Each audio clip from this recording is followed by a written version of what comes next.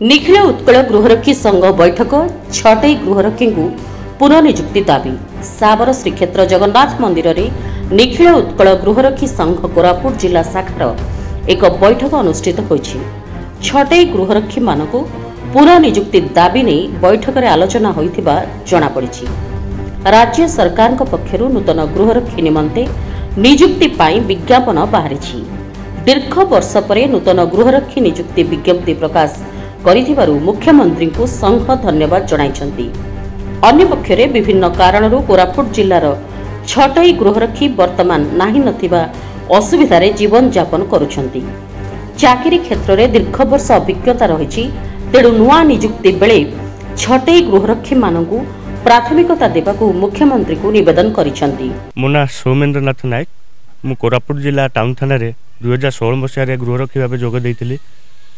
2020 मसीहा डिसेम्बर मासरे स्वास्थ्यगत समस्या जो आप्लिकेसन दे रहिबा सत्वे मते डिस्चार्ज कर दिया जाइतला। आज आम सब भाई ये जो एकत्रित होइछु जो मान केमती बेआईन भाव सब डिस्चार्ज कर दिया जाइतला एवं जो भाई मानकर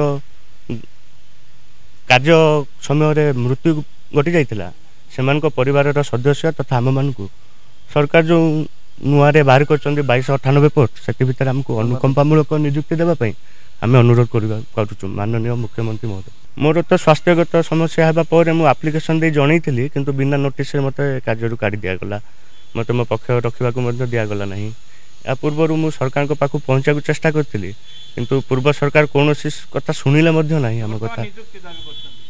आज्ञा वर्तमान नुआ सरकार जेहेतु नुआ घोषणा करिसंती एवं आम पई निश्चय दया करिवे आशा करूछु। निश्चय कोरापुट जिल्लारू करुणा महानंदी रिपोर्ट फोकस प्लस।